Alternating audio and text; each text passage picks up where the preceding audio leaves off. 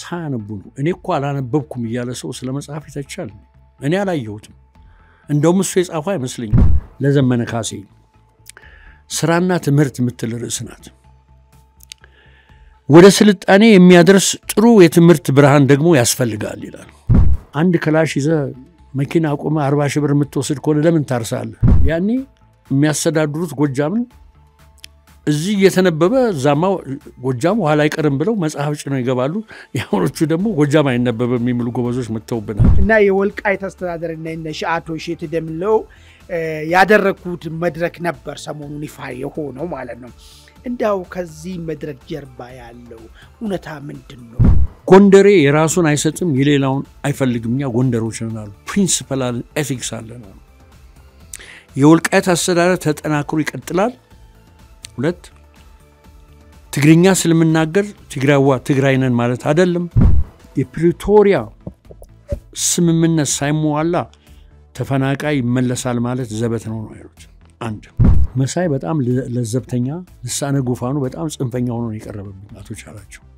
እንደው ወደ ኋላ ሳብ የሚያደርገው አቶ መሳይ ነው አሸተ ወይም ከሌሎች ወልቃይቶች ያዛ የሚያስተዳድሩት በላይ እኔ ወልቃይቴ ነኝ እኔ ብቻ ነኝ ማስበው የሚለው አንድ መታ በጣም ያሳዝናል እኔ ልሳነ ጉፋን የኔ አቋም ነው የኮሚቴው አይደለም ዝም ብለው ልሳነ ፋኑ ብለው አሁን ተሻጋግረ ወደዛ ገብተናል ቢሉ ደስ ይለኛል እኔ ምን መብታቸው ነው ፋኑ ይሞት they have every right የወልቃይት ኢንትረስት የሚጠበቀው በፋኑ ነው ብለው ፍለፊት ማውጣት ይችላሉ ያ ልጅ እንደወጣ እኔ ነው ወደዚህ ውስጥ የከተቱኝ ልሳነ ጎፋን ናቸው ነኪዳነ ናቸው እነን እኮ አልካድኩ ለኛ ደግሞ የወልቃይት ኢንትረስት የሚጠበቀው አሁን ባለው አሰላለፍ ነው በተከዘዘብ በመጀመሪያ በፌደራል አርሚው አይሮፕላኑ ሲሄድ ይነግራል ወይ ወንድም የመጀመሪያው ተጓዥ ነኝ እንደ ወልቃይት ዘበነቴ ይሄዳለው እንደ ኮሚቴ ማባልነት ይሄዳል አብይ ያታላችሁ ነው እንዲላችሁ ምንድነው አብይ የሚያታላችሁ ቆየኮ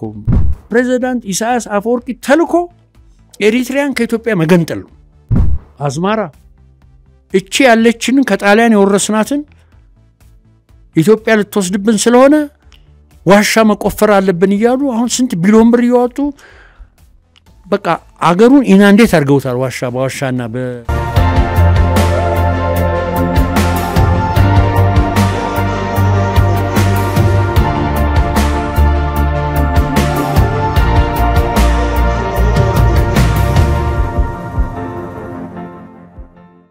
ሰላም ጤና ይስጥልን ውድ አድማጭ ተመልካቾቻችን አንድ አፍታ ሞጋች የተሰኘው ዝግጅታችን ነው በዛሬው አንድ አፍታ ሞጋች ዝግጅታችን ዶክተር ዳኛቸውን ይዤ ቀርብ ያለው እስከ ፍጻሜው ድረስ ከኛ ጋር ሆኖ ዶክተር እንግዲህ ፍቃደኛ ሆኖ አሁንም ከተወሰነ ቆይታ በኋላ ለመቅረብ ፍቃደኛ ሆኖ ከኔ ጋር ይሄን ፕሮግራም ለመስራት ስለመጡ እጅግ በጣም አርጌ አመሰግኖታለሁ እኔም ስለተጋበዝኩ በጣም አመሰግናለሁ መልካም እንግዲህ ዶክተር እስቲ መጀመሪያ ሰሞኑን የመደመር መጽሐፍ ባለውን የጠቅላይ ሚኒስቴሩ ጻፉት መጽሐፍ ላይ እርሶ ሪቪው ካደረጉት ሰዎች ውስጥ አንዱ ነው እንዳው መቼኑ ማገኛቸው ያልኩ ያሰብኩ ነበር የተለያየ ሰዎች እርሶ ያቀረቡት ሪቪው አስመልክቶ ትችቶችን ሲያቀርቡም ሰምቻለሁ እርሶ በእርግጠኛ ነኝ ሰምቶ ሊሆን ይችላል እንዳው የቀረበውን ትችት እንዴት አዩት እስቲ ከዛ ብንጀምር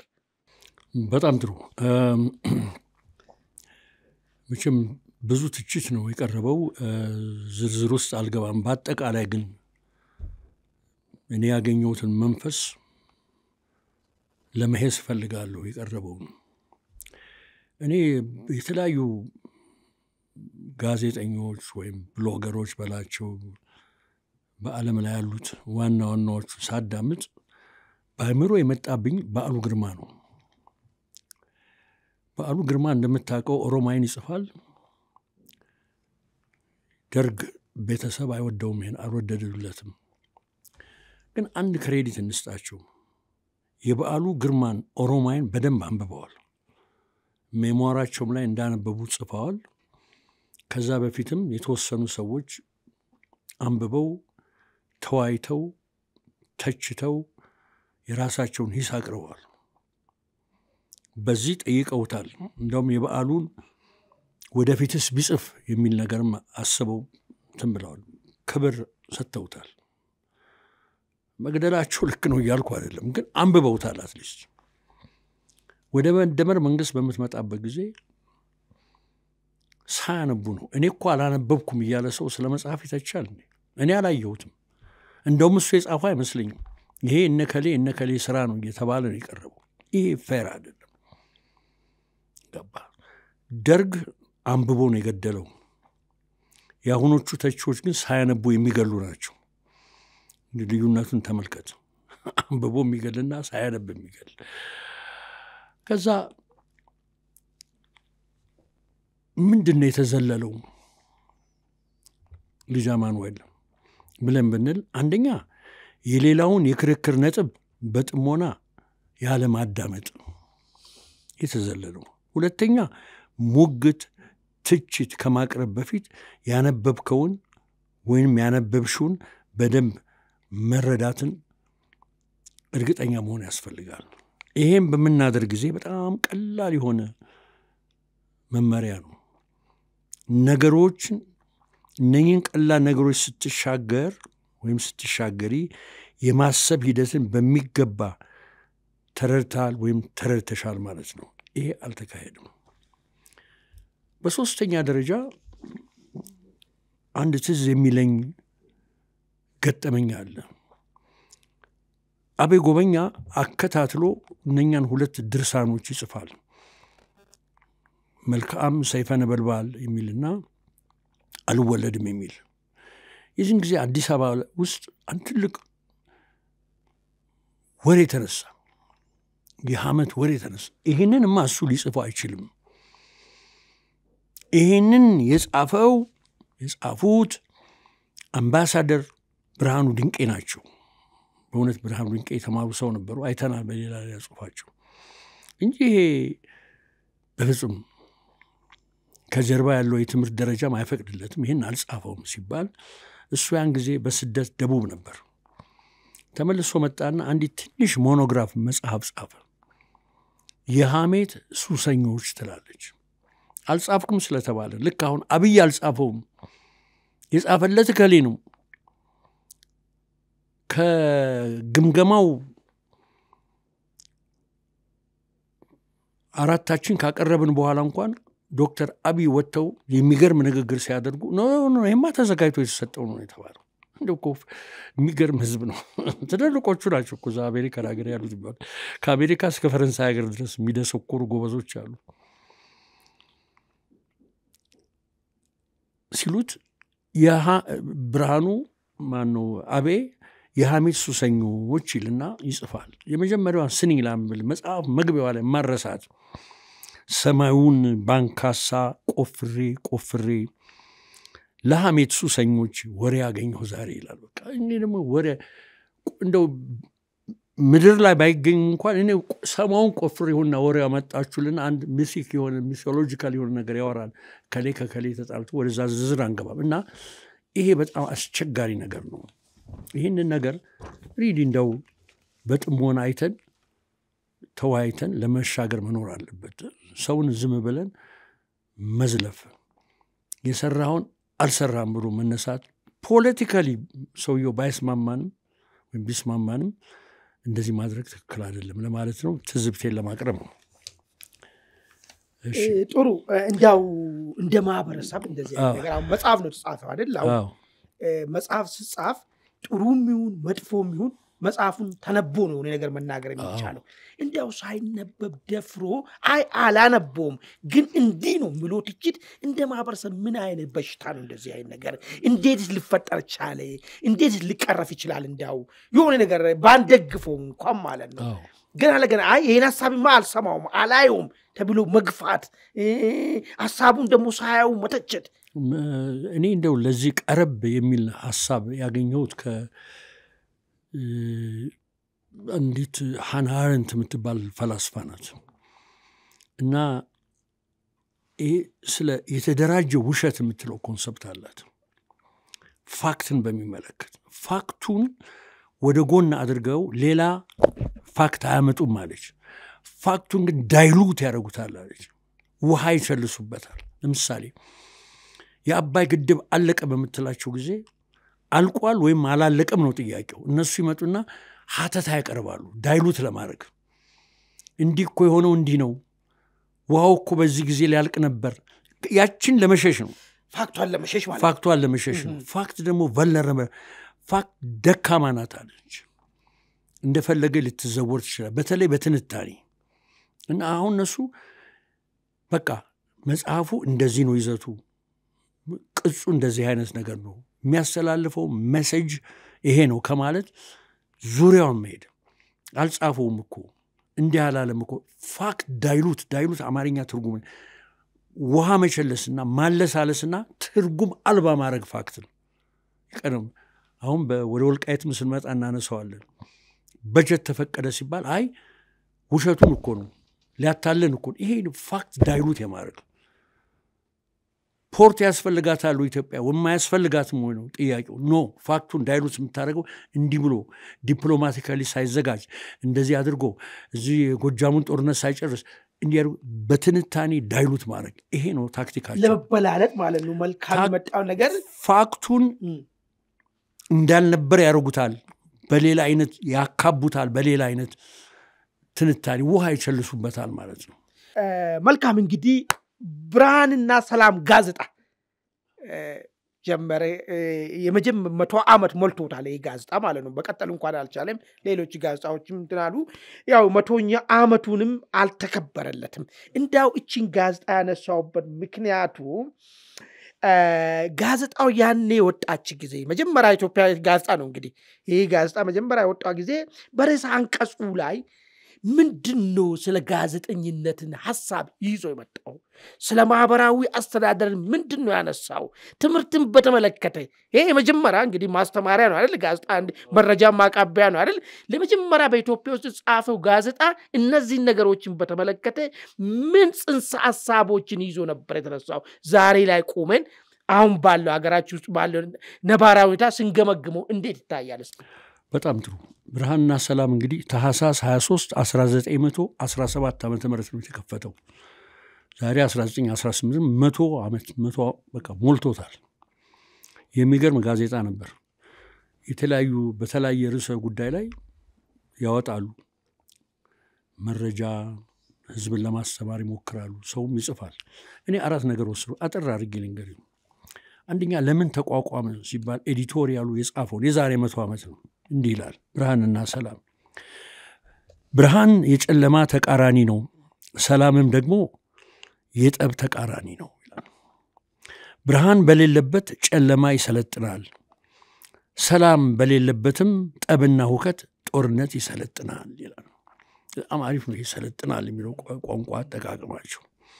የፀሐይ ብርሃን ለሰውና ለእንስሳ ለተክል ህይወት ሲሆን የሚያስፈልግ ነገር ነው። የሌሊቱ ጨለማ ማለዳ ፀሐይ ስትወጣ ይርቃል፣ ጸብና ሁከትም ሰላም ሲመጣ ይጠፋል። በመጨረሻም በሌሊት ደግሞ ጨለማን ለማራቅ ብንፈልግ መብራት እናበራለን። ስራ ሁሉ የሚሰራ በብርሃን ነው፣ በጨለማ የሚሰራ ግን የክፋት ስራ ብቻ ነው። ሌባና ወንበዴ በቀን ይተኛል፣ በሌሊት ግን ወንበዴነቱን ወደ ቅድሚያው ይገሰግሳል። ክፉ የሚሰራ ሁሉ ክፉ ስራው እንዳይገለጥበት ወደ ብርሃን ሊመጣ አይወድም ይላል። ይሄ መግቢያው ነው። ይሄ ኤዲቶሪያል እንትናቸው ፊሎሶፊውና ይሄንን ከዘመነ አብርሆት መንፈስ ጋር ማገናኘት ይቻላል። ብርሃን ከጥንት ጀምሮ ብርሃን በጎ ነገርን ነው እንትን የሚያደርገው የሚያንጸባርቀው ማለት ጨለማ መጥፎ ነገርን ስለሆነ ነው። እና የኢንላይትመንት እንትን ነው። ለዚህ ነው ብርሃንና ሰላም የተባለው። ሁለቱ ኪ ነገር ናቸው። ብርሃን በትምህርት ነው የሚገኘው፣ ሰላም ደግሞ በፖለቲካል አሬንጅመንት የሚገኝ ነገር ነው። ሰላም ያስፈልጋል ነው። አንደኛው ይሄ ነው። ሌላ ከወሰድኩት ለመሳይ መኮንንና ለዘመነ ካሴ ምክር አለ እዚህ ውስጥ እኔ ያገናኘሁት ምክር ማለት ያኔ የተጻፈው ነገር ያኔ የተጻፈው እኔ አሁን እንዲህ አፒሊንግ መቼም ያኔ ልብዬ እኮ የምክር ለጋሽ ሰውን ባልሆን ለዘመነም ለመሳይም እስቲ እንደው ይሄንን እንዲህም ተብሏል እኛ አይደለንም አሁን የምንላችሁ ያኔ 100 ዓመት ኤዲቶሪያል ላይ እንዲህ ተብሏል ከማለት ነው ለመሳይ መኮንን የምትከተለዋን አገኘው ከዚች ከመጀመሪያው ህትመት ላይ።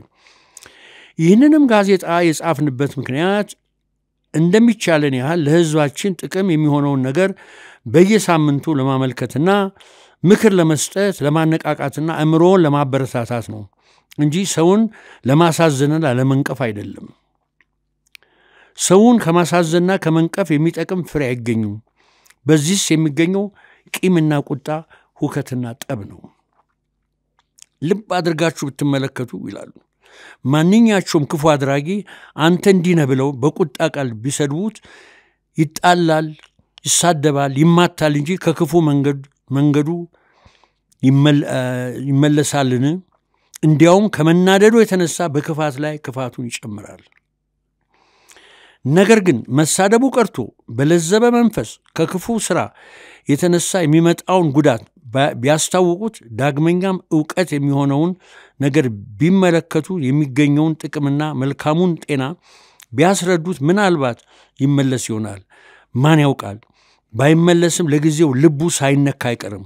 ሁሉም ቢቀር አይጣላም ይላል። ስለዚህ የጻፍነው ነገር በዚህ ጋዜጣችን ሊያሳትም የፈለገ ቢኖር ለህዝባችን ምክርና ዕውቀት ትምህርትም የሚሆን ነገር ጽፎ እንዲያመጣልን እንለምነዋለን ይላል። ይሄ ነው አሁን ይሰኝ አፕሮቻችሁ ኮንሲላቶሪ ይሁን እና ሰውን ለማናደድ ለማበሳጨት አትሂዱ።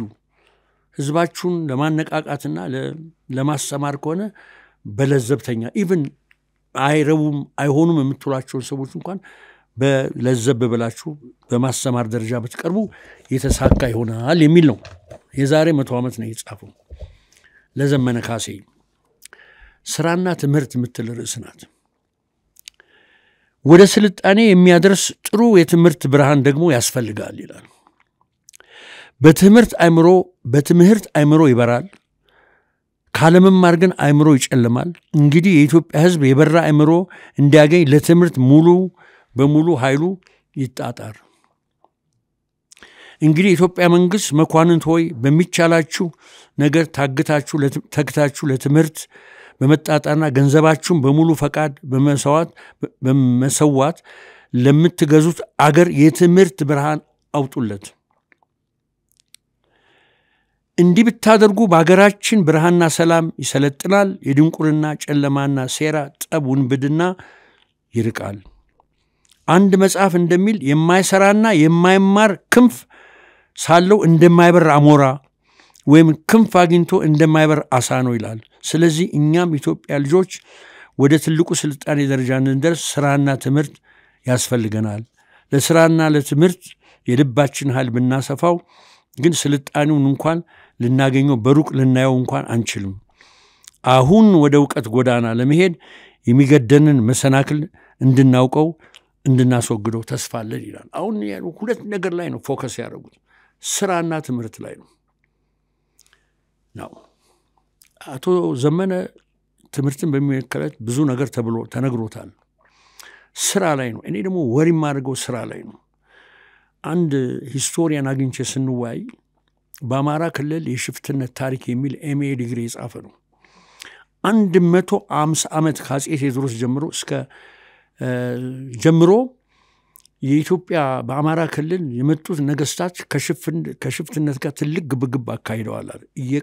እየቀነሰ መጥቶ አፄ ኃይለ ሥላሴ ላይ በሚደርስበት ጊዜ እንዲሁ ዝም ብሎ የመንደር ሽፍታ እንጂ ሲግኒፊካንት የሆኑ ሽፍታዎች አልነበሩም ይላል። ለምሳሌ ወሎ ውስጥ በአፄ ቴዎድሮስ አመዲያል የሚባል ትልቅ ሽፍታ ነበር። ብዙ ለመጥቀስ ይችላሉ። ያ ትራዲሽን እየጠፋ ሄዶ ነበር። አሁን በዘመነ ካሴ ስርዓት ግን በጀመረው አካሄድ ያ ባህል ጠፍቶ የነበረ ተደብቆ የነበረ ለስንቲውን አሁን እየወጣ ነው ያለው። ወደፊት ራሱ ዘመንም እንኳን ይህን ሽፍትን ታቆብል የሚያዳመጠው ሰው አይኖርም። እና አንድ አደገኛው መንገድ ነው፣ ከስራ እየተራቀ ነው። እኔ የምልህ አንድ ክላሽ ይዘህ መኪና አቆመ 40 ሺህ ብር የምትወስድ ከሆነ ለምን ታርሳለህ? ቀላል ህይወት ነው። ከስራ ነው አንድኛው ስራ ነው ሰለባ የሆነው አማራ ክልል። ወጣቱ እየተነሳ ባጭር መንገድ በሽፍትነት ገንዘብ እያገኘ ስለሆነ ለምንድን ነው ከበሬ ጋራ ከሞፈር ጋራ ሲታገል የሚውለው? ይሄን የመጣውና ስራና ትምህርት ወሳኝ እንደሆነ ለማስተዋወት ነው የለዘመነ ካሴ ብያልኳት። ሶስተኛ ከዚሁ ጋር በማያያዝ ስለ ልዑል ራስ ኃይሉ የጎጃም ገዢ በነበሩበት ጊዜ የጎጃም ፕሪንስ መኪና የሚያትም ነገር ሸዋ ገብቷል አሏቸው። አጅሬ ኢኖቬቲቭ ነበሩ። መጡ አዲስ አበባ ወደ አውሮፓ ሊሄዱ ነበር ከአልጋ ወራሽ ተፈሪ ጋር መጡና እንደው ይሄን ጉድ ማየት አለብኝ አሉና አዩ። ስራ አስኪያጁን ጠሩትና እኔ ወደ አውሮፓ መሄድ ነው ስመለስ ብዙ ገዛለሁ አሁን ለጊዜው ትንሽ ስጠኛሉና ሲመለሱ መጡና የመጽሐፍን ጥቅም እየጠቀስኩ ነው አይቻለሁና ብለው ከያንዳንዱ ካተማችሁ መጽሐፍ በሙሉ የስጋና ስጋዊና መንፈሳዊ መጽሐፍ በሙሉ እኔ ገዛለሁ አሉና 1600 ምናምን ብር ያወጡና በሙሉ ይገዛሉ። ስም አሉት ሸዋ ሲያነብ ጎጃምም ያነባል አሉ። ይዘው ወደ ሀገራቸው ሄዱ እና ማተሚያ ቤቱ ይሸልማቸዋል ትንሽ ነገር ብዙ ስለገዙ ማለት ነው። ግን እኔ የገረመኝ መሰለኝ ያኔ የሚያስተዳድሩት ጎጃምን እዚህ እየተነበበ ዛማው ጎጃም ኋላ አይቀርም ብለው መጽሐፍ ጭነው ይገባሉ። ያሁኖቹ ደግሞ ጎጃም አይነበብም የሚሉ ጎበዞች መጥተውብናል እና ያለውን ኮንትራስት ለማሳየት ነው። በመጨረሻ የንግድ ወሬ የምትል ደግሞ ሴክሽን አለች። የንግድ ወሬ ላይ ይሄን እንቀልብ የሳበው እንዲህ ይላል። ከኢትዮጵያ መንግስት ውስጥ በጌምድር ከጎጃም ከወሎ ከይጁ ከትግሬ ከወልቃይት ይላል ወደ ሐማሴን ወደ አስመራ ብዙ ነጋዴዎች ሲነግዱ በየአይነቱ ብዙ ዕቃ ይዘው ይሄዳሉ ይልና ያትታል። አሁን ምንድነው መሰለ እዚህ ላይ ከትግሬ ከወልቃይት ነው የሚለው።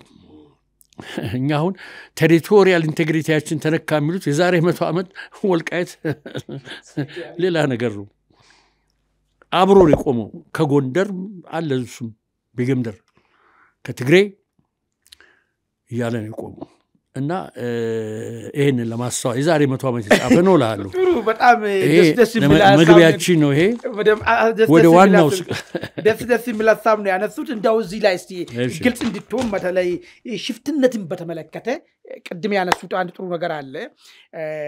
ዝም ብሎ ማንም መሳሪያ ይዞ 40,000 ብር የሚቀበል ከሆነ ወይ አንድ ሰውን አግቶ 1 ሚሊዮን ብር የሚቀበል ከሆነ ለምን ያርሳል የሚል ነገር አስተዋል። አንዳው ይሄ ሽፍተኝነት ተዳክሞ የነበረው ሽፍተኝነት መስፋፋቱ ሂደት ውስጥ ምንድነው ያለው? ለምንድነው ይሄ ታይም አሁን ያለንበት አይቶ ከሆነ አሁን በዚህ በኦሮሚያ አካባቢም ሰውን ያገቱ ብር የሚቀበሉ ሰዎች አሉ። በአማራ አካባቢ ገመድ ያሰሩ መኪናን ብር ይቀበላሉ።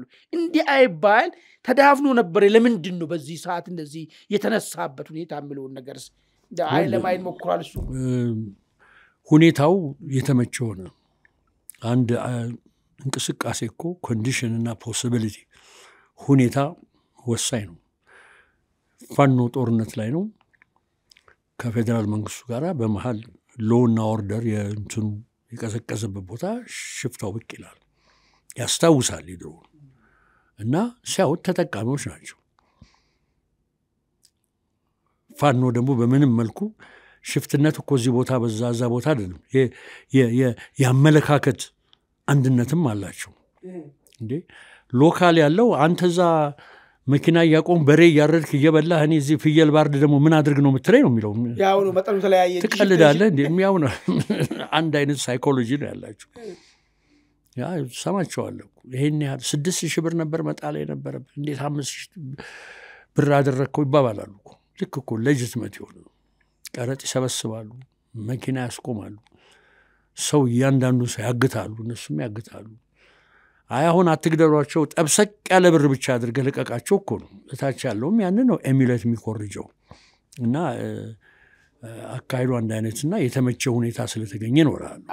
ጥሩ። እስቲ ወደ ዋና ነጥባችን ንግባና እንግዲህ በዋና ነጥባችን ላይ በወልቃይት ላይ የውሃት ሰዎች የቀድሞ ውሃት ሰዎች ያውን እንኳን ከዋት ወተናል ያሉ ሰዎች እና የወልቃይት አስተዳደርና አቶ እሸቴ ደምለው ያደረኩት መድረክ ነበር ሰሞኑን ይፋ የሆነው ማለት ነው።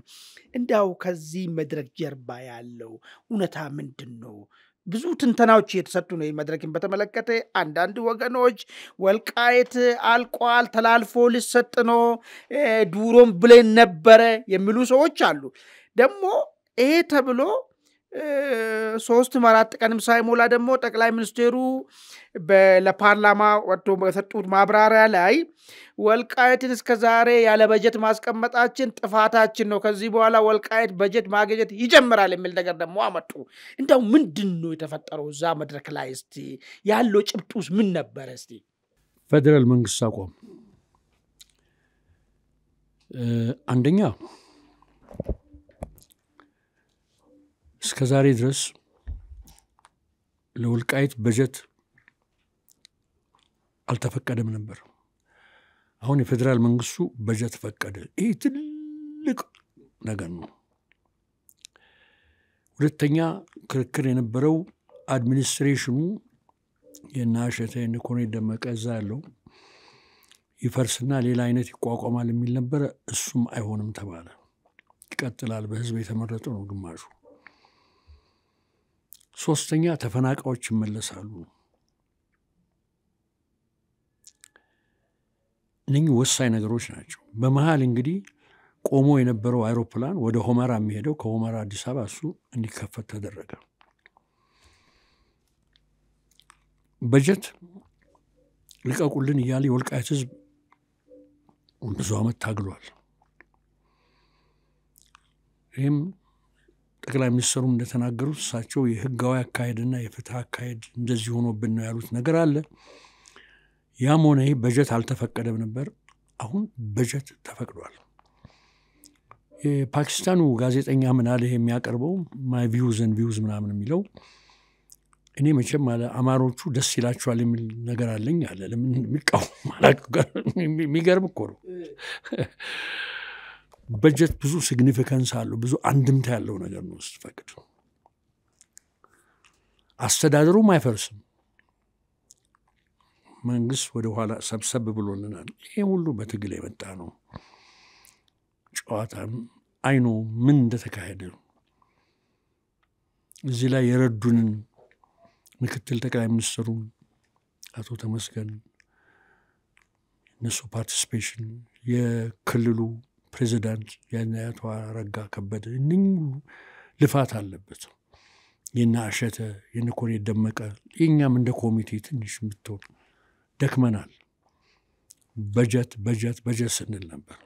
አሁን ሲለቀቅ ቅድም እንዳልኩ ፋክቱን ዳይሉት ለማድረግ ፋክቱ ላይ ውሃ ለመቸለስ የሚሯሯጡ ጎበዞች አሉ። አይሳካላቸው። የወልቃይት ህዝብ ምድር ላይ ምን እንዳለ ያውቃል። አሁን በቅርብ አስተዳደሩም አይፈርስም ተባለ። ይህ ማፍረስ የሚባል ድሮም ተናግረናል። ፖለቲካሊ ጥሩ ኮንሰፕት አይደለም። እንደውም የተባሉት ምንድን ነው? እኔ እንደሰማሁት ለኮሎኔል ደመቀና አቶ ሸተ እናንተ ነው ስለሆነ እናንተ ጋብዙ፣ መንግስት አይደለም እናንተ ናችሁ የሚገባና የሚወጣው የምትጋብዙት። ይሄ እንግዲህ ኢንዳይሬክትሊ ሾውዝ ይሄ እናንተ ነው የተባሉት። ስለዚህ ወጥተው ሁለቱም ያን የተናገሩት ለዚህ ነው። ባለሀብቱ እዛ ኢንቨስት ያደረገው አይሮፕላን ያስፈልገው ነበረ። እሱም በስንት ድካም አይሮፕላን ተፈቀደ። ከማስታወቂያው ወጥቷል። ኖቬምበር 10 አይሮፕላን መሄድ ይጀምራል። እርሻቸውንም በእንደልብ አድርገው በቅርብ ተከታትለው እንትን ይላሉ። በእኔ አታይ ወልቃይት ጥሩ ቦታ እየሄደች ነው። ገባ ወደፊት በህዝብ ውሳኔ የሚለው እሱ ገና ስለ ወደፊቱ አሁን ማውራት አልፈልግም። አሁን በጊዜ ያለውን ነው። በጀታችን ይዘናል። ስትራክቸሩ አይፈርስም። አሁን የተፈናቃዮች ጉዳይ ነው። ስለ ተፈናቃዮች በምናወራበት ጊዜ ወደ አቶ አሸተ ደምለው የወልቃይት ጠገዴ ሰቲት ሁመራ ዞን አስተዳዳሪ በአማራ ብሔራዊ ክልል ስር ሰውየውን እንስማቸው።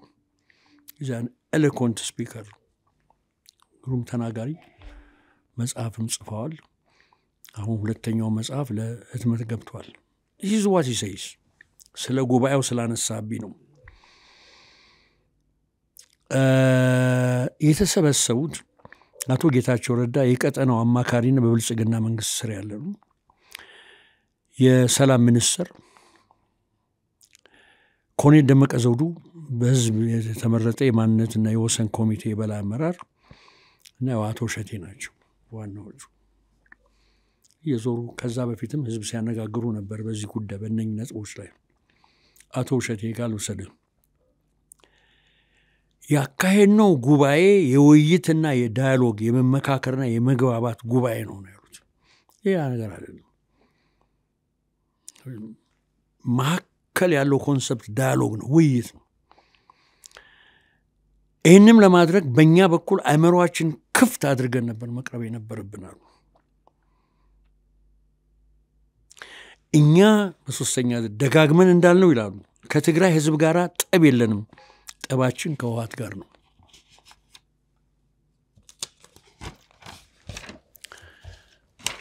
በእኛ በኩል ተፈናቃዮች ተመልሰው እንዲቋቋሙ እንፈልጋለን። ወትሮውንም በጦርነት ተደናግጠው ሊወጡ ያሉትንም እንዳይሄዱ መክረን ነበር። ምክራችንን ሰምተው የቀሩ አሉ፣ ይሄዱም አሉ።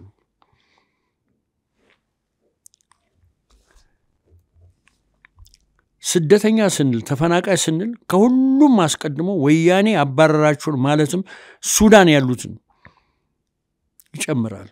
በሌላ ዓለም ያሉትን ሱዳን ሄደን አነጋግረን የሚመለሱበትን ሞዳሊቲ ካበጀን በኋላ ሱዳን ሲቪል ዋር ተነሳ እና የኛም በጀት ማነስ ያ ነገር ሊፈጸም አልቻለም እንጂ ከትግራይ የሄዱትን ስደተኛ ብቻ ሳይሆን ሱዳን በብዛት ያሉትን ነው። እዛ እኔም ፕሮግራም በዚህ ሰርቻለሁ ያሉት።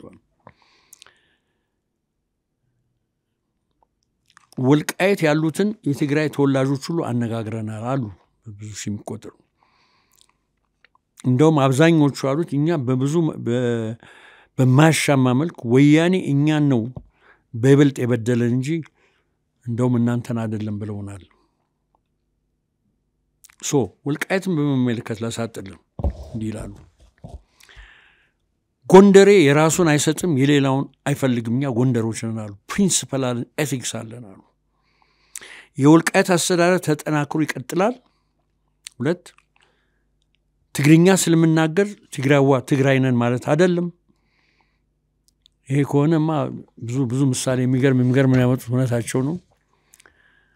3ኛ ኪ ኮንሰፕት ማይካድራ ህዝባችንን የጨፈጨፈና ወንጀለኛ ተመልሶ አይመጣም፣ ከመጣም በህግ ይጠየቃሉ፣ አይገባም አሉ። ማይካድራ ጌታቸውን እንዲናገር አስደርገውታል እዛ ላይ። 4ኛ ሰላም እንሻለን፣ በጉልበት ከመጡ የፌዴራል ኃይል የተከዜ ዘብ ሚሊሻ ጸጥታ ኃይልና እንዲሁም ህዝቡ እየጠበቃቸው ነው ተዘጋጅተው። ይሄ ነው ጂስ ዋናው። አሁን ሌላ ነገር ተደርጎ የሚወራ በፊት ለፊት ጌታቸው በቀኝ ተቀምጦ ነው፣ የሰላም ሚኒስትር አባሎችም እዛ ተቀምጠው ነው ሰውየው የተናገሩት። ጥያቄና መልስ ባጭሩ ደግሞ እንደገና ከዙራባቤል ከኛ ልጅ ጋር ያደረጉት ላይ የማይካድራ ጨፍጫፊዎች በህግ ጠይቃሉ። ሌላ ኢንትረስቲንግ ነገር ያሉት ህወሓትና ሰላም ጠበኞች ናቸው አሉ። አንቲቴቲካል ናቸው፣ ሁለት ጠበኞች ናቸው። ፕሪቶሪያ ይላሉ እንጂ አንዱንም የፕሪቶሪያን አንቀጽ የፈጸሙት ነገር የላቸውም። እና ይሄ ነው ሁኔታው ነው ያሉት። እዚህ ላይ እንግዲህ ምንድነው ሪአክሽኑ? ለዛ ጉባኤ ያለው ሪአክሽን በዋናነት የወያኔ ሪአክሽን መግለጫ ማውጣተውበታል።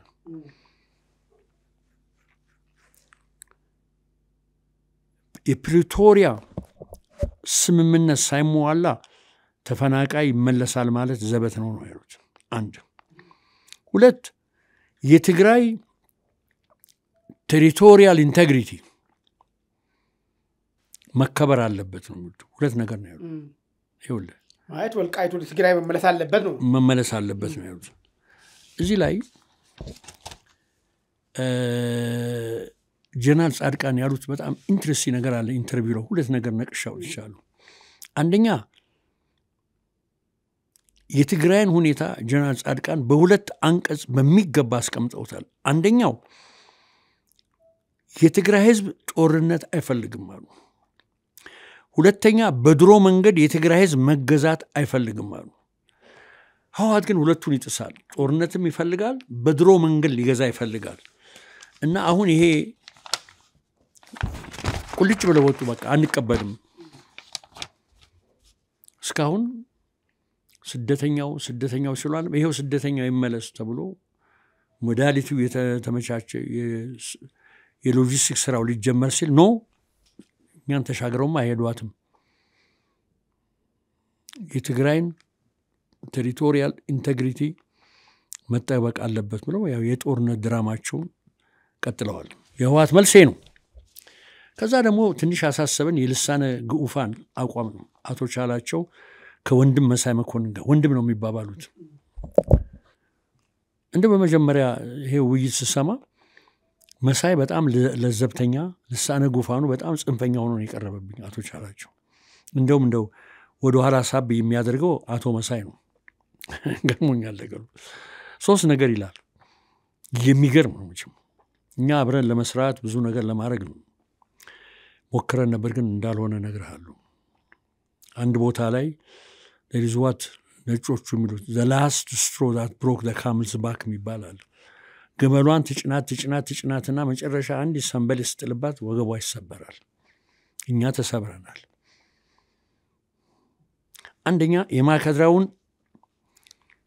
ጨፍጫፊ አቶ ቻላቸው አሉ እና ወንጀለኞች አስገብተው አማራና ትግራይን ሰዎች ለማጋጨት ለማጣላት የተደረገ ሴራ ነው የሚለው። ይሄው ነው ውይይት ማለት በቃ ታስገባና የማከድራን ጨፍጫፊ ሌላውን እንግዲህ እኮ አይገቡም አይደል እንደ ያሉት እንደ ይሄው እኮ አነበብኩልህ እኮ እኔ እኮ የምለው አቶ ቻላቸው ከኮሎኔል ደመቀ ዘውዱና ከአቶ አሸተ ወይም ከሌሎች ወልቃይቴዎች ያዛ የሚያስተዳድሩት በላይ እኔ ወልቃይቴ ነኝ እኔ ብቻ ነኝ የማስበው የሚለው አንድ ምታ በጣም ያሳዝናል። በተለይ አቶ ቻላቸው 50 ዓመት ሙሉ አገሩ ገብቶ የማያውቅ ሰው ነው። እዛ እየተፋለሙ ብረት ደቅ ነው ወንዙን የሚጠብቁትን እኔ ነኝ የማውቀው ብሎ ሲላቸው በጣም ይገርማል። ይሄ የሚገርም ነው። ሁለተኛ እስካሁን በአካባቢው ሰላም የሰፈነው በፋኖ ብርታት ነው ይላል። የሚገርም ነው። ፋኖ እንደ ሰላም አስፋኝ። ወልቃይት ፋኖማ ቢገባ ኖሮ ተወጥሮ ተይዞ ነው እንጂ አገር ፈረሰ ነበር። ወይም እንደሚባለው ለህወሓት መንገድ ቀደለ ለአርሚ 7 መንገድ ከፋቹ ነው የሚገባው። እና ክሬዲቱ ለነ ኮሎኔል ደመቀ ለናሸተ እዛ ላሉት አድሚኒስትሬሽን አይደለም። ጸጥታም የሰፈነው ጦርነትም የሌለው በፋኖ ነው ይላል። ሶስተኛ የወልቃይት ጥያቄ በጉባኤው አልተነሳም ይላል። እግዚአብሔር ያሳይ። ከበጀት በላይ የወልቃይት ጥያቄ ምን አለ? እንገባምን አስተዳደሩ እንዳይነካ በወልቃይት ስር ሆኖ እንዲቆይ ወደፊትም እንትን ካለ ወደፊት ምርጫም እንትን ካለ ህዝብ ምንታ ወደፊት እንደሚመጣ የወልቃይት ህዝብ እንደ ጋባዥ በሰፊ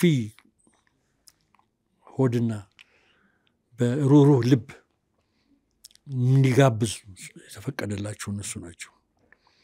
እና ልክ የወያኔ መልስ ነው የተገዳደሉ።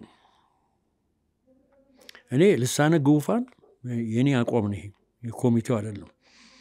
ዝም ብለው ልሳነ ፋኖ ብለው አሁን ተሻጋግረ ወደዛ ገብተናል ቢሉ ደስ ይለኛል። ለምን መሰለህ? አንዱ ልሳነ ግዑፋን ያለ አንድ ጎበዝ ልጅ ነበር። ፋኖ እንቅስቃሴ ይጀመር እኔ ፋኖ ነኝ ብሎ ተቀላቅሏል። እኔ በጣም ነው ማከብረው ይሄ ልጅ። አቶ ቻላቸው ለምን ፋኖ ነኝ ብሎ ፊት ለፊት እንደማይወጣ ከክሎዜት መውጣት አለበት። ይሄ በጣም ወልቃይትን የሚጎዳ ትንተና ነው ያቀርበው በጣም። እና አንዳንዴ ጥሩ ነገር ያቀርባል። አንድ ሜዲካል ዶክተር ወልቃይቴ ምን አለኝ፣ ምን ትለዋለህ የዚህን ሰው ይጉዳብ? በሜዲካል ቋንቋ ሪላፕስ የሚባል ነገር አለ አይደል? ትሄድና ሪላፕስ ያደርጋል አይደል? ቦዲ እንደገና ተመልሶ እና እኛ አዝነናል። ለምን ፋክት ላይ የተመረኮዘ ነገር አይደለም። ኮንስፒሬሲ አለ አማራና ትግራይ ለማጫረስ። አሁን ህወሓትና ፋኖ አብረው ስለሆኑ ነው ይሄን የሚለው። ብሎ መምጣቱ አንድ እድሜ ልኩን ለወልቃይት ነፃነት ሲታገል የነበረ ሰው በዚህ ደረጃ እንትን ሲል በጣም አዝነና የግድ የወልቃይት ኢንትረስት ዲማንድ ዛት ዊ ስፒክ አውት መናገር ነበረብን። እንግዲህ ዝም ብሎ እያባበልን ምንተው አይደለም። መልሱን ደግሞ እንጠብቃለን። ጥሩ። እኔ እንዳው በአጋጣሚ ከልሳነ ጉፋኖችም ጋራ ከዚህ ፊት ቃለ መጠየቅም አድርጌ አውቃለሁ። ስለነሱም የተወሰነ እንትን አለኝ። እንዳው አሁን ከዚህ በኋላ እዚህ ሀገር ቤት ውስጥ ያለ ኮሚቴና ከልሳነ ጉፋን ጋራ ያለው ሪሌሽን ወይ ግንኙነት ተቋርጧል ማለት ይቻላል ወይ? ምንም ጥርጥር የለም። እኛ ነበርን ስንለምናቸው የኖርነው እባካችሁ ትዕግስት አድርጉ ስንል፣ አሁን ግን በዚህ ስቴትመንት በተለይ አሁን ወረቀት እናወጣለን ብለዋል ወንድም መሳይ። ያችን ወረቀትም እየጠበቅን ነው። እኛም ፎርማል መልሳችን እናዘጋጅላቸው። አሁኑ ግን ባለንበት ከነሱ ጋር እኛ ተቋርጠናል። ምንም መብታቸው ነው እኮ ፋኖ የመሆን they have every right። የወልቃይት ኢንትረስት የሚጠበቀው በፋኖ ነው ብለው ፊት ለፊት መውጣት ይችላሉ። ያ ልጅ እንደወጣ ጎበዝ ልጅ አለ። እኔ እሱ አድናቂ ነኝ። በቃ ወጣ፣ እኔ ፋኖ ነኝ አለ። ግን እኮ እኔ አሁን ልሳነ ጉፋን አቶ ቻላቸውን ቃለ መጠየቅ አድርጌ አውቃለሁ። እና ምንድን ነው የወልቃይት አሁን ባለው ሁኔታ መቆየቱ እንዳሁን ፋኖ እዛ አካባቢ አለመግባቱ ለወልቃይት ጥያቄ ጠቃሚ ሁኔታ እንዳመቻቸ ነበር ሲናገሩ የነበረው ማለት ነው። ውሃትን በተመለከተም ደግሞ መረራ ያለ እንትን ነው ያላቸው። ይሄን የወልቃይት ጥያቄም ደግሞ ለዓለም እናንተም ኮሚቴ ከመመሰረታችሁ በፊት እኮ እነዚህ ሰዎች ናቸው አይደል እንደ ይዞ የቆዩት ማለት ነው። ሰው የቆዩ ናቸው። ሌላም ግሩፕ አለ። ግን እኔ ነው ወደዚህ ውስጥ የከተቱኝ ልሳነ ጎፋን ናቸው፣ እነ ኪዳነ ናቸው። ይህንን እኮ አልካድኩ። ግን በሂደት ግን ልዩነት መጣ። ፋናዊ ሆኑ እኮ ነው። እዚህም እኮ ኮሚቴ ስፕሊት አድርገናል እኮ ፋናዊ ሲሆኑብን። የመፈነን መብታቸውን እኮ እናከብራለን። ግን እኛ የወልቃይትን ኢንትረስት ማስጠበቅ አለብን። እነሱም እንደሚሉት ለእኛ ደግሞ የወልቃይት ኢንትረስት የሚጠበቀው አሁን ባለው አሰላለፍ ነው። በተከዜ ዘብ በመጀመሪያ በፌዴራል አርሚው፣ ሁለተኛ ተከዜ ዘብ፣ ሶስተኛ ሚሊሻው፣ አራተኛ ጸጥታው፣ ከዛ ህዝቡ ብረት ይዞ ያ ነው። ያን አረጋግተን መያዝ አለብን። አትድረሱብን ነው። ሌላ ቦታ የሚያደርጉት ላይ እኛ አልገባንም። ገርጨጭ የምታደርገውን ደብረ ኤልያስ የምታደርገውን ምን አድርግ። እኛም የሚመለከተን ወልቃይት ነው። መሬ የሚያደርገው እዛ ላይ ነው። እኛ አልገባ። እናንተ ግን እኛ የወልቃይት ኢንትረስት ግን ይሄን አድርጎና ደህና እየሄድን ነው። ወደ መጨረሻ እየደረስን ነው። የእኛ ፖሊሲ ነው ትክክሉ። ወደ መጨረሻ እየደረስን ነው። 1 2 3 እያለ እያስጣልን ይሄን ለማድረግ ልንገር ብዙ አሁን በጀት ለመልቀቅ እንትኑ ስርዓቱ አይፍረስ ለሚለው የተባበሩን የአማራ ክልል ያሉ ኃይሎች አሉ። እነሱን እናመሰግናለን። በመጨረሻም ዶክተር አብይ አህመድ በደንብ ክሊር ነው ያስቀመጡት ፓርላማ። መሬት ላይ ሰው ያለ በጀት አልሰጠኑም። ትግስተኛ ህዝብ ነው እኮ ወልቃይት ህዝብ አይዞ ግድ የለም ይያል። ብዙ ሰዓቶች ውይይት ተደርገዋል። ባህር ዳር ተደርጓል፣ አዲስ አበባ ተደርጓል። እኛ ዶክተሩን በጣም አፕሪሼት ያደረግን አሁን ሴሌብሬት እያደረግን ነው። አይሮፕላኑ ሲሄድ እነግርሃለሁ ወይኔ ወንድም የመጀመሪያው ተጓዥ እኔ እንደሆንኩ እንደ ወልቃይት ዘበነቴ እሄዳለሁ፣ እንደ ኮሚቴም አባልነት እሄዳለሁ። ጥሩ። እንዳው እርሱ አሁን ጥሩ ነገር ነው ብሎ ያነሱትና ወደ መጨረሻው ምዕራፍ ገብተናል የሚል ነገር ነው ወልቃይትን በተመለከተ ያነሱ። አንዳንድ ሚዲያዎችን ደግሞ ማታ ሞኒተር አድርጌያለሁ እኔ። የለም ወልቃይቶች ሆይ አትታለሉ፣ አሁን ያለው ብልጽግና መንግስት ነገ አሳልፏችሁ ለወያኔ ለመስጠት ወይ ደግሞ ቦታውን ደግሞ ወደ ትግራይ ለማጠቃለል ምንም አይገዱም፣ አትመኑ። እንዳውም በድፍረት ምን ሲናገሩ ሰማው መሰሉት። የወልቃይት መብት የሚያስፈልገው የአማራና ህወሓት የትግራይ ሰዎች አንድ ላይ ተነጋግራችሁ ነው መብት ማምጣት አለባችሁ እንጂ ይሄ መብት አይደለም። ነገ ይተመልሶ ወልቃይት ወደ ትግራይ ጠቅልያለሁ ሊልም ይችላል የብልጽግና መንግስት ሲሉም ሰምቻለሁ።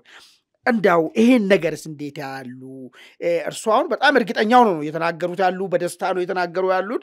በዚህ በኩል የሚነሳው ሐሳብንስ እንዴት ነው የሚገመግሙት? የወልቃይት ነፃነትና መብት የሚከበረው በህወሓት ጠለላ ስር ነው። የሚለው በጣም የሚገርም ሀሳብ ነው። ፈረንጆቹ ፕሪፖስተረስ የሚሉት ነው። ሊሆን የማይችል ሀሳብ ነው። ለዚህ ደግሞ ክርክር አይደለም የሚያስፈልገው፣ የወልቃይት ህዝብ ነው የሚወስነው። የወልቃይት ህዝብ እኔ ነፃነቴን፣ ሙሉ ክብሬን፣ መብቴን የምጎናጸፈው ከወያኔና ከፋኖ ጋር ሲሆን ነው ብሎ ካለ ጥሩ ነው። በእውነት የወልቃይትን ህዝብም እንደው እንደመናቅ ነው። ወልቃይት ውስጥ እኮ ትልልቅ በደሎች ተሰፍረዋል። ገባም በጣም ወልቃይት ህዝብ ተገፍቷል፣ ተወርዷል፣ ተገሏል፣ አይደንቲቲው ተጠይቋል። ብዙ እኮ ተረከ። ራሷ ያቶ መለስ ዜናዊ ልጅ ቁጭ እኮ ነው ያደረገችው። ከሷ በላይ ምስክር አለን። በግዳጅ አይሆንም እላለች እሱ። ሊሆን አይችልም ሀገረ መንግስት ግንባታው። እኛ ለራሳችን ነፃነት ታገልን፣ እነሱ ጠየቁ። ወልቃይቱን ትግሬ ማድረግ አይቻልም ማለት ነው። በአንድ በኩል የተማረችም ስለሆነች፣ በሌላ በኩል እሷም ወልቃይቴ ስለሆነች ገብቷታል። እናቷ ገባ እንደ አንድ ቤተሰብ ናቸው። እና ይሄ ስለዚህ አቅልሃለሁ ሳይሆን ህዝቡ የሚበጀውን የሚሆነው ነገር ህዝቡ ያውቃል። እኔ ምንም ስጋት የለኝም። እንደፈለጉ አብይ ሊያታላችሁ ነው እንዲላችሁ። ምንድን ነው አብይ የሚያታላችሁ? ቆየ እኮ ለማታለል ከሆነ ለምን የዛሬ 4 ዓመት አያታለንም ነበር? ስንለምነው እየገባን ቤተ መንግስት ዛሬ በጀት ስንል እዚህ ፕሮግራም ላይ ሁሉ ሰውየው ታይሚንጉን አየ። የራሱ መረጃ አለው። ሂዲድ ዋት ያህል ትዱ ምንም ነገር እኮ የለም። እናይ ነው አሁን ይሄ በቃ የሸፍጥ ፖለቲካ ነው። ገባ የሸፍጥ ፖለቲካ። አርሚ 7 የሚባለው መውዘሩን እየወለወለ እንጂ መጣው ቀረው እያለ በሚልበት ጊዜ ወልቃይት ህዝብ ወልቃይት እኮ ህዝብ እኮ ትግራይም ቢፈልግ እኮ አርሚ 7 ይሄዳል። እንደኛ ትግሮቹም ጥል ሊል ይችላል እኮ። ማን ይከለክለዋል? ሊዋጋ ነው እንጂ የተዘጋጀው። ይምጡልን አበባን በትናለን እነሱ ሲገቡ እናንተ በቃችሁ ሲልኛ አልሰማነውም። ቀልደኞቹ ያወሩ ግድ የለም ከወሬ ማለት ነው። በእውነት እንግዲህ የወልቃይትን ጉዳይ የሚከራከር ወልቃይቴ መሆን አይጠይቅም፣ ሰው መሆን ነው የሚጠይቀው። እነዚህ ሰዎች ላይ የተፈጸመውን በደል በሰው ልጅ ላይ መፈጸም የሌለበት በደል ነው። ከዛ አንጻር ነው እንግዲህ ሁላችንም ባለን በምንችለው ልክ ስንጮ ይኖር ነው። ወደ መጨረሻ ጥያቄ ልሂድ እስቲ። እንግዲህ በአጠቃላይ ሰሞኑን የኢትዮጵያ ወደ ቀይ ባህር መውጣትን ፍላጎትን ተከትሎ አሰብን በተመለከተ ግብግቦች የተነሱ ነው። እንግዲህ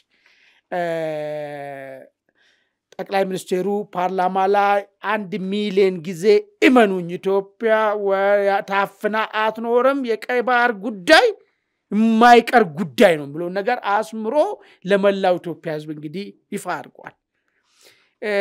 በኤርትራ በኩል ደግሞ ያው እንደምናውቀው እንግዲህ የሆነ ጫን ያለ ነገር ከዚህ ሲመጣ ወደ ካይሮ የመሮጥ ጉዳዮች አሉ። ፕሬዝዳንት ኢሳያስም ለ5 ቀን ካይሮ ገብተዋል። እንዳው አማራ ክልልም ያለው ነገር ደግሞ በአንድ በኩል ያደፈጠ ወገን ነው ያለው። ይሄ ስለ ባህር በርን በተመለከተ በተለይ እዚህ ወደ ጎንደር አካባቢ የሚንቀሳቀሰው ፋኖ ዝምታን መርጧል። ጎጃም አካባቢ ያለው ፋኖ ደግሞ የምን ባህር በር ነው መጀመሪያ ውስጣዊ ነው፣ ይሄ የኛን ትግል ዳይቨርት ለማድረግ የመጣ ሐሳብ ነው ምን ነገር ነው የሚያነሳው። እንዳው ያለው ነባራ ሁኔታ እስቲ እንዴት ነው ያዩት? እንቅስቃሴውንም ስለ ባህር በሩን ጉዳይ እስቲ። እሺ በጣም ጥሩ ጥያቄ ነው። መጀመሪያ ወደ አማራ ክልል እንሂድ። የአማራ ክልል በዚህ ጦርነት የአማራ ህዝብ ብዙ ዋጋ እየከፈለ ነው። በጣም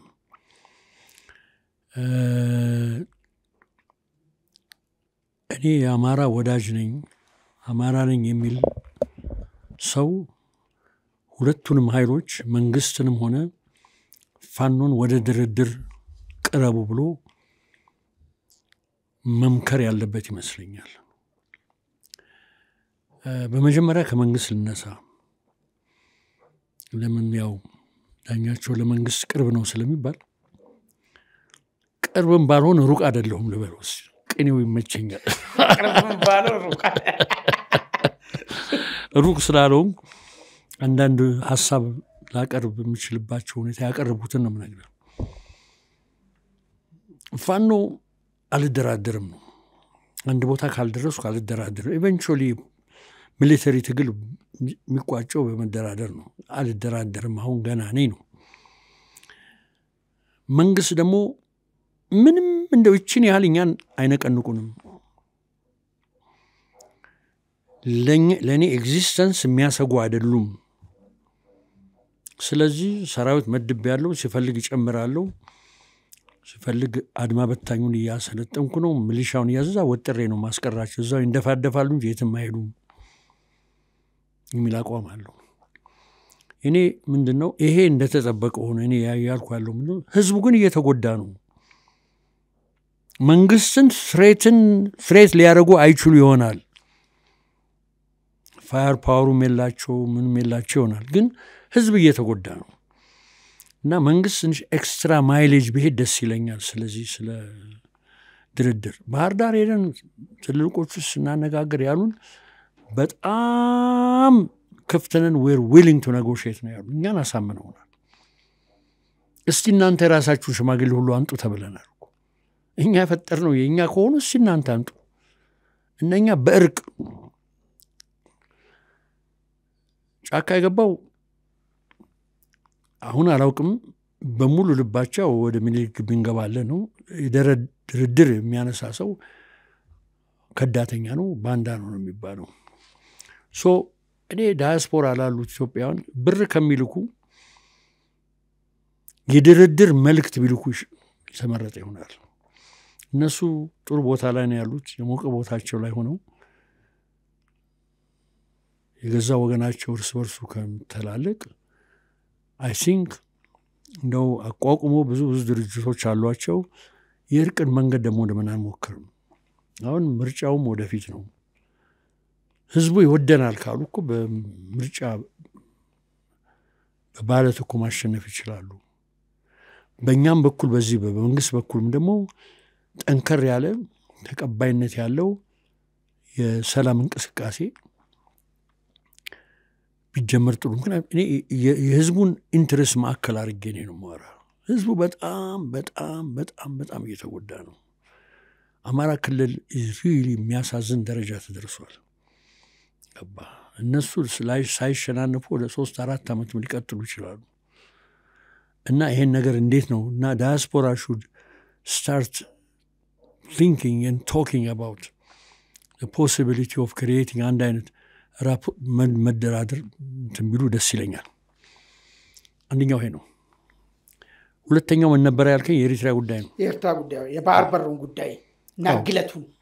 አዎ መንግስት እንግዲህ ስለ ስነ መንግስት አንዳንድ ያረዳድ የሌላቸው ሰዎች እንደ ቴሌግራም አንድ ኪ ፓንች የሚያደርግ አይደለም መንግስት። ዛሬ የስንዴ ጥያቄ ሌላውን ተውና ነገ ደግሞ የአውሮፕላን ጣቢያ ጥያቄ ከዛ ደግሞ የከሌ ጥያቄ አይደለም። መንግስት ሰፊ ክፍል ያለው ነው። በተለያየ መንገድ ይንቀሳቀሳል። ገባ እና አሁን ጥያቄ አቅርቧል። ኢትዮጵያ በአሻጥር ያለ አግባብ ሉዓላዊ ግዛቷን አታለች። ይኸውልህ የዶክተር አብይ አፕሮች ትክክል የሆነበትን ቦታ አልጠቁምልን። አፋርን ይዘው ነው። ፈለከው ታሪክ ብትሄድ ምጽዋና አሰብ የአካባቢ የአፋር ነው። ምንም የአፋር ገባ። እስካሁን አፋሮቹን ኤክስክሉድ ያደረገ የፖርት ጥያቄ ነበር። ትክክል አልነበርም። አሁን ትክክለኛው ተገኝቷል። አፋሪ ነው። የሐማሴን አይደለም፣ የሰራይ አይደለም፣ የአከለጉዛ አይደለም፣ የአማራ አይደለም፣ የጎንደሬ አይደለም፣ የወሎዬ አይደለም፣ የጎጃም አይደለም። አሰብ እንግዲህ የአፋሮች ነው። እኔ እስከማይ እነሱም ደግሞ ሰልፍ ዲተርም አሁን አፋሮች ደረሱ አንድ ቦታ አንድ ቦታ ትደርሳለህ ንቃተ ህሊና የማቴሪያል ቤዛቸውም ጠንካራ ነው አሁን ቁጥራቸውም እየጠነከረ የመጣ አሁን ታየው እኛም ዝም ምንል እነሱ ለመዋጋት አሰብስበዋል እነኚህ ኢትዮጵያዊ ነን የሚሉ ወገኖቻችን እነሱንም ያካተተ ነው ይሄ ጥያቄ እንዳይመስላችሁ እንደው ጣሊያን አንድ በኩል እንጂ ዘርግቶ ይሄ ብሎ ኤሪትሪያ ስላላለ ነው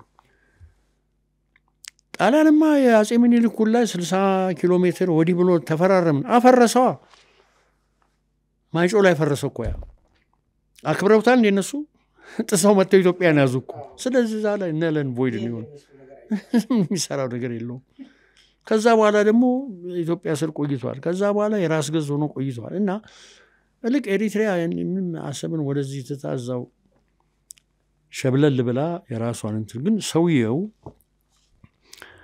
ጦርነት ለምን እንደሚኖር እንገር አንድ ዛሬ አላመጣሁትም አንድ መጽሐፍ ላይ ዶክተር እንዳለ ጌታ ያተመዋል የደራሲያን መድበል የሚል ላይ እዛ ላይ አንድ አርቲክል አለኝ ቢለኝ ምንድነው መንግስትና ተልእኮን ፒስ አለች ከሄግል ነው የተዋስኳት ሄግል የሚለው እያንዳንዱ መንግስት የራሱ ተልእኮ አለው ይላል ከተልእኮ ውጭ ባካችሁ አትጠይቁት ይላል ገባ መንፈስ ተልእኮ ታሸክመውና ስራውን ሲጨርስ አለ እንደ አሌክዛንደር በልጅነቱ ትገለዋለች እንደ ጁሊየስ ሲዘር ሴኔት ፍሎር ላይ በጓደኞቹ እንዲገደል ታረጋለች እንደ ትልቁ ናፖሊዮን ሴንት ሄሌና ወስዳ ታስረዋለች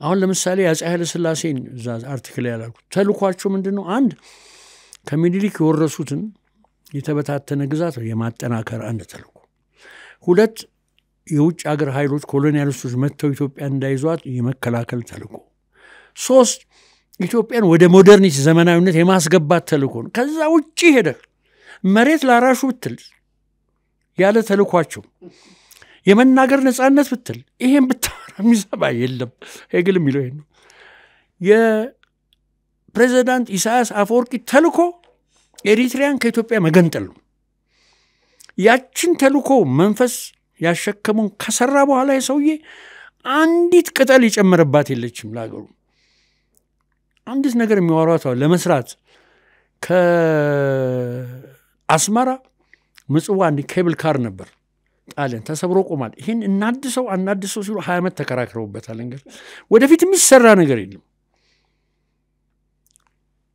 ዶክተር አብይ አህመድ ግድቡን ጨርሰው 30 ቢሊዮን ብር በጀት አዘጋጅተን ወደፊት ይሄን እንሰራለን ሲባል አዝማራ እቺ ያለችን ከጣሊያን የወረስናትን ኢትዮጵያ ልትወስድብን ስለሆነ ዋሻ መቆፈር አለብን ይያሉ አሁን ስንት ቢሊዮን ብር ይወጡ በቃ አገሩን ኢናንዴት አድርገውታል ዋሻ በዋሻና በምንድነው የሚባለው ምሽግ ይሄ ነው ያለው መጠበቅ ነው ወደፊት መሄድ አይደለም መጨመር አይደለም ስለዚህ ያለውን መጠበቅ ተልኮ ያለው መሪ ጋራ ነጎሸት ማድረግ አትችልም ያለችው እንደተጠበቀች ነው መሆን ያለባት ሰውየው እስከሚያልፍ ድረስ እና ጦርነት አይቀርም አንድ ትልቅ ቦታ ላይ ያለ ሰው ምን አለኝ ኢትዮጵያ መንግስት የዛሬ 2 ዓመት ነው ለወልቃይት አንድ አይቀርም ለአሰብ አንድ አይቀርም ብሎኛል ወደ አሜሪካ ስንሰነባበት ወዳጄ ነው ወይ አንድ ጋር ሊመጡ ይችላሉ አለ እድለኛ ከሆነ ትንሽ ምናምን ጭደድ የሚሉት አላችሁ አንድ ጋር ላፍ ለማድረግ ወይም ደግሞ ተራ በተራ ይሆናል ግን አንዳንድማ በወረቀት በፊርማ የሚያልቅ አይመስለኝም ብሎኛል አሁን ሳው ያ ፕሬዲክሽኑ የዛሬ 2 ዓመት የነገረኝ አይ ቲንክ ትክክል ይመስለኛል ዶክተር ዳኛቸው አሰፋ በእውነቱ በጣም እጅግ አድርጌ አመሰግኖታለሁ እንግዲህ ይህንን የጣፈጠ የአማረ መረጃዎችን ቢሰጥ ቃለ መጠይቅ ስላደረግን በጣም በአድማጭ ተመልካቾቻችንም እጅግ በጣም አድርጌ አመሰግኖታለሁ በጣም ደስ ብሎኛል ያው ሰሞኑ ጉንፋን በጣም ነው የበጠበጠን ደግሞ የሚያሳዝነው ወጣት እየመረጠ ነው የሚይዘው እንግዲህ አድማጭ ተመልካቾቻችን ከዶክተር ዳኛቸው አሰፋ ጋራ የነበረንን ቆይታ እዚህ ላይ አጠቃለናል። ከቀሪው የአንድ አፍታ ዝግጅት ጋራ መልካም ቆይታ